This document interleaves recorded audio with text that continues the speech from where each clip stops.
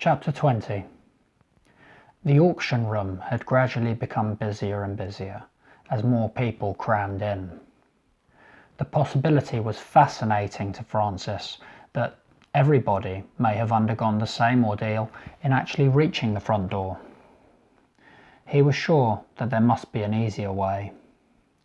Looking around the room, he could still see no familiar faces. This did give him some solace, insofar that if he couldn't recognize anybody, he hoped that they would not recognize him. He laughed internally as he realized what a head-in-the-sand mentality that was. He was the British ambassador to Bulgaria, and his face was very much available online to anybody with an internet connection and an interest to take a look. Vincent had also been looking around the room and had his suspicions about some of the people in the room.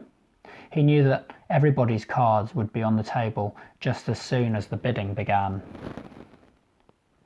Good evening, ladies and gentlemen. My name is Mr. Pettit, and I will be your host this evening. This will be an open ascending price auction, and each listing will be sold to the highest bidder, announced the auctioneer as he stood at the podium. Good luck, and please remember, as always, that if you would like to leave the venue, you must make payment for the lot or lots which you secure. You will be led to another location to collect your purchase. The auctioneer was a tall French man in his 60s, whose accent was only faintly discernible. His white hair was combed pristinely from left to right, and his suit was immaculate. Certainly, he did not look as though he had crawled down a shaft to make it to the auction. Sipping on the water which sat in front of him, Mr. Pettit began to turn a page of the document which sat before him. A silence had descended upon the room, interrupted only by the sound of the page turning. Francis could also clearly hear the sound of his heart beating as blood pumped voraciously through his veins. He wondered how much the correct amount to bid was for information which could lead to the location of a find of such monumental, historical, and scientific significance. The location of an artifact that could prove in one moment that not only was life brought to this planet from afar, but also answer the eternal question which has plagued mankind since its origin, the question of whether we are alone. Mr. Doherty's executors, having carried out his will, would also probably be none the wiser about what would be auctioned here tonight. Would all of the 5 countries be represented? The questions kept on streaming through Francis's head. He had, without realizing it, been playing with the auction paddle lying on the table before him. Table number 17, at which they sat, was denoted on the paddle. A floral pattern surrounded the number, the handle of which was cylindrical and covered in a material very soft to the touch. Francis wondered how much sweat it could absorb as he clasped his clammy hands together.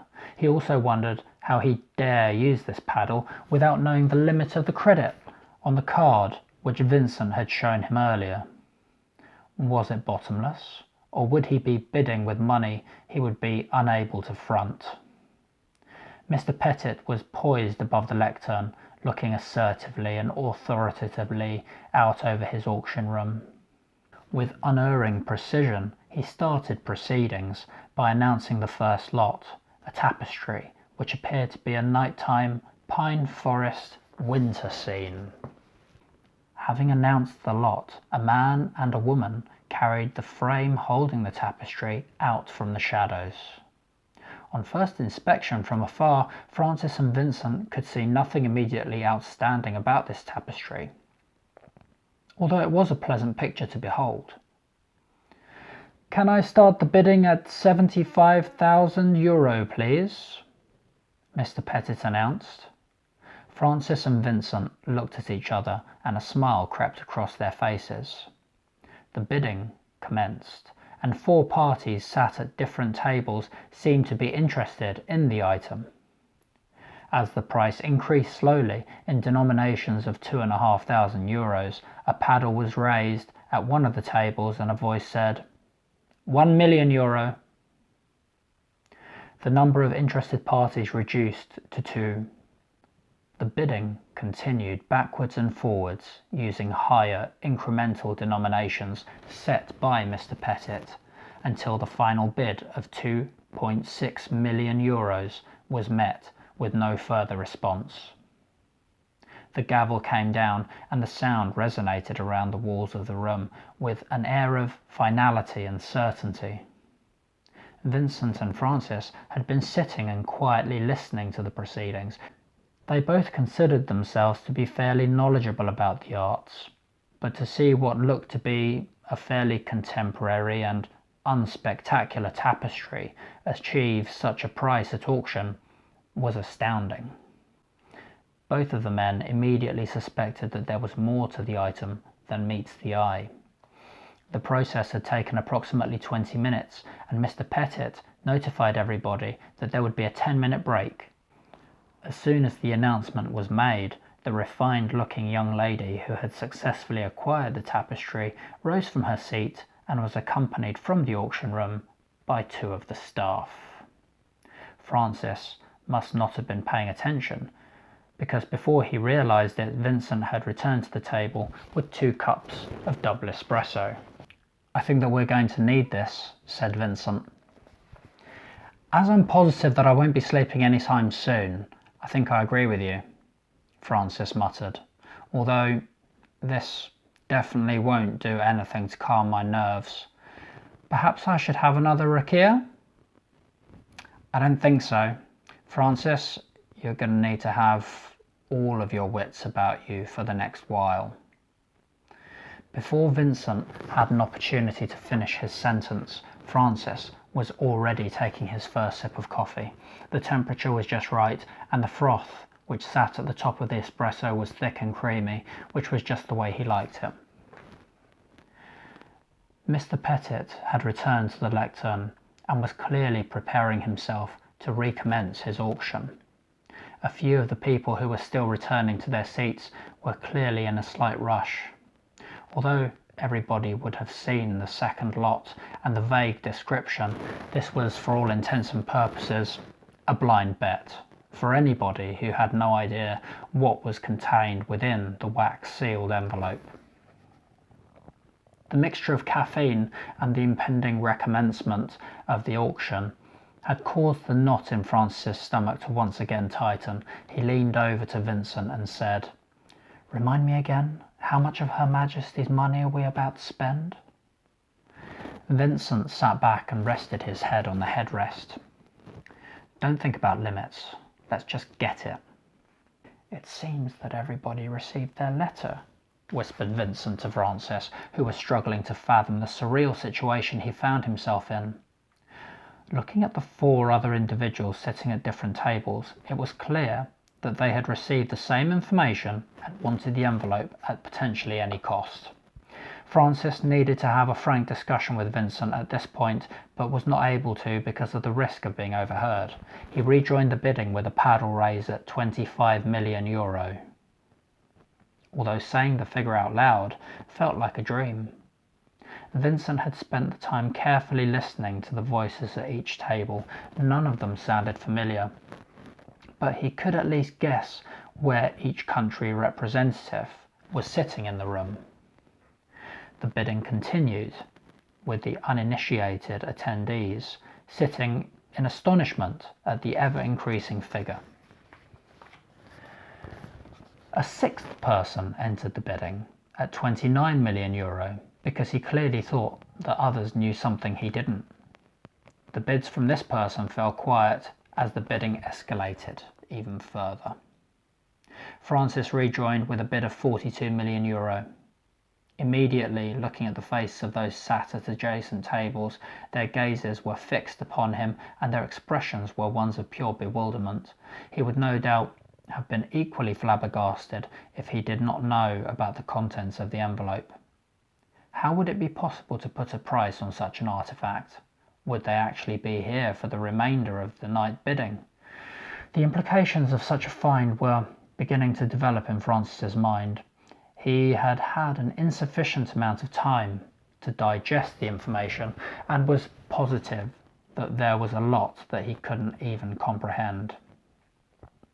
Mr. Pettit, who up until this point had been the epitome of calm and composure, seemed to be wavering slightly. His voice had become slightly more taut and not as cool, calm and collected as before. As he broke through the €100 million mark, this was understandable. He had now started to increase the bids by €5 million a time, and the figure was beginning to skyrocket quickly. Unlike Francis, Vincent felt relatively unfazed. Having had a little more time to think about this auction, he had suspected that this would happen. Looking over his shoulder towards the bar, he noticed that the barmaid and 2 other members of staff were now standing and watching, with their mouths hanging slightly ajar. He had noticed that additional security personnel had sneaked into the auction hall and were standing at the back of the room near to the bar. He wasn't sure what they were expecting. Mr. Pettit had reached €200 million and was looking slightly exhausted. Saying such a lot of long numbers was taking its toll. He persevered with consummate professionalism, but had started increasing the bids by 10 million a time.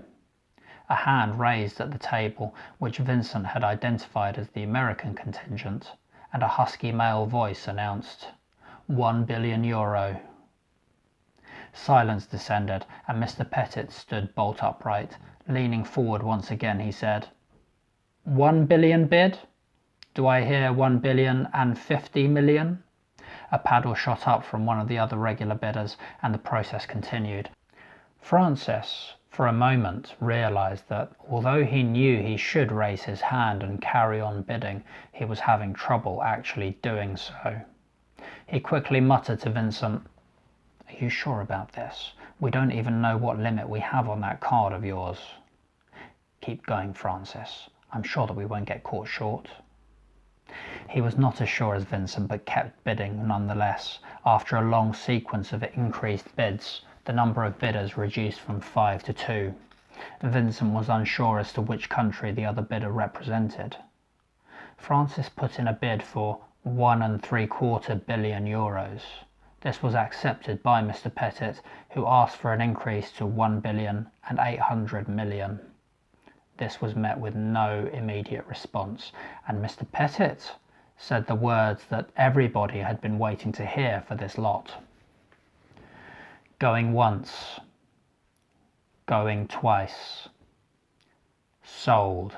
Finally, to you, sir," pointing at Francis and table number 17. The pressure had been building within Francis and had now perpetuated a pounding headache. The ball in his stomach had not dissipated at all, but was clenched as tight as ever. Both Francis and Vincent leaned back in their seats and closed their eyes for a moment as Mr. Pettit released everybody for a well-deserved break. Hi, my name's Antony Botting, and I'm the author of the Pebble in the Dark trilogy. If you'd like to hear more of this story, please subscribe to this channel and ring the bell below. See you next time.